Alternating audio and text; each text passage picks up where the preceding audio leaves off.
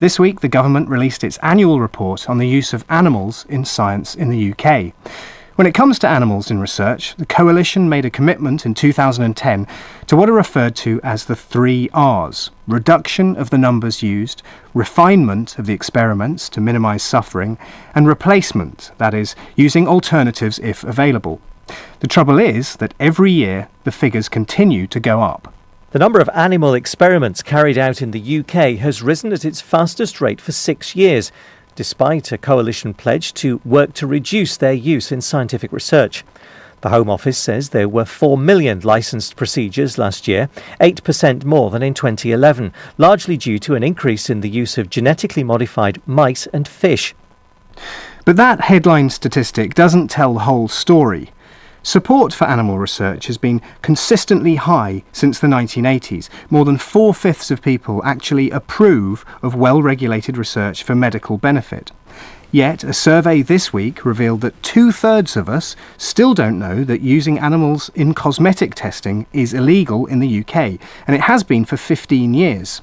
That survey was commissioned by Understanding Animal Research, an organisation dedicated to increasing public awareness of science involving animals. Its head, Wendy Jarrett, thinks that the reported rise in animal numbers masks the many cases where they have been reduced. For instance, one of the examples is that animals used to be used to test batches of shellfish to make sure they didn't carry a particularly deadly toxin which can actually kill people. And one of the requirements in the UK was that every batch of shellfish should be tested. And those tests used to, in the old days, use about 7,500 mice a year to make sure that the food was safe to eat. In this year's statistics, there are 42 mice that have been used for that purpose. And in fact, what they were used for was to validate an alternative test which can now be used. That is something to be lauded, of course, because that is refinement and reduction in numbers. But the truth is, the biggest growth is, we're not talking about thousands, we're talking about 1.9 million genetically modified mice, which is higher than it's ever been. Now, does that reflect the way science is going? And how can we possibly square that with the government's requirement to reduce the numbers overall? I think it does reflect the way that the research is going, because what those genetically modified mice can do is provide a much more accurate model of human disease in an animal. So another area that's masked in those numbers is the fact that every genetically modified mouse that is bred for that purpose is counted as a procedure, whether or not any experiment is then actually done on them during their lifetime. I don't want to play down and say that the breeding procedures are not things that should be counted, because they should, because obviously there's a lot of work that goes into that, and also there is an impact on the animal of being bred as a genetically modified animal. But in many cases, nothing actually happens to those mice once they've been born. But the ones that are used are much more accurate than the models we had in the past. The feeling is that if we move towards much more use of genetically modified mice, over time we will reduce the number of animals used because they are much more accurate. We'll need to use fewer of them. And in fact, what the statistics show, that if you take out genetically modified mice from the equation, the number of so-called normal animals being used is dropping, and has dropped for the last 10 years or so. But even if we do manage to get to a situation where we are reducing the numbers, are we not, a different argument is that we might be undermining our biomedical research basis, which is world leading. We punch way above our weight for the size of country that we are, and it is a huge and important growth industry in this country. Is it the case that reduction is just simply going to undermine that endeavour? Well, I think there's certainly a moral case to be made, I think, for the need to pursue the possibility of treatments for diseases that we currently don't have any medicines for at all. So if my child had been born with Duchenne muscular dystrophy, I would be supporting any sort of research that could be done within reason and within regulation to alleviate that condition. And there are other conditions. I mean, Alzheimer's disease, we have treatments that can take the edge off the symptoms, but we certainly don't have a cure, and we certainly don't have any form of prevention.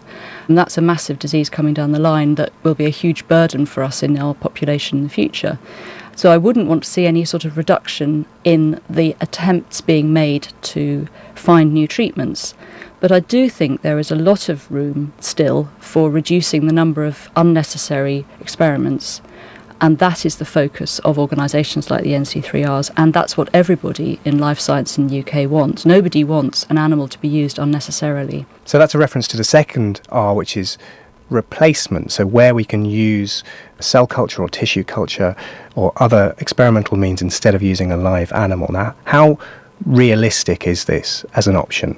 It is realistic. The mice assay for the shellfish that I was talking about earlier, that is now moving towards being an example of replacement. We used to use mice. We will in future not use mice anymore. They've got to be so many. I think about my own research. I worked on the retina. I used mice in my experiments. We are decades away from having artificial or synthetic retina. We were working on eye diseases and the development of the retina. It seems like refinement is an option, reduction is an option there, but there is no replacement for an animal's retina. Yet. And I think the point is that that's where the research money is going, is to try to replace the use of animals in certain areas of research. And there is an example, for instance, coming out from the States of a so-called lung on a chip, a physical model made of plastic and glass that can model what happens in the lung when people breathe. And so because it's 3D, because it moves, it's a much better model and a potential replacement for animals than cell cultures or computer models which don't actually physically move. But we're decades away from replacing something as sophisticated as like brain tissue, which is a big chunk of animal-based research for diseases like Alzheimer's and Parkinson's. We're at least decades away from that. Yes, you're absolutely right. But what you can use is tissue in culture for some of that experiment. And then, yes, but you are right, at some point you need to move into looking in a whole organism, looking in a working brain. We're certainly decades away from modelling a working brain in anything other than a mammal. Final question. As the numbers continue to go up, does this affect public support for the continued use of animals in research? I think that would be an interesting one to test. The next phase of the tracking survey was probably due early next year, and we will have an idea then of whether that's had an impact on people's acceptance. The other thing that people perhaps sometimes don't think about is that we in this country eat something like 1,000 times more animals than we use in medical research every year. And we need to be able to help people to put the figures in perspective. 4 million animals is a large number, there's no denying that. But when you perhaps put it in the context of the just sheer amount of scientific research that's happening in this country, it actually equates to, over your whole lifetime, 1 rat and 3 mice being used for all your medical needs over 75 years of life. Wendy Jarrett from Understanding Animal Research. Do let us know what you think. You can email insidescience@bbc.co.uk or tweet. The hashtag is InsideScience.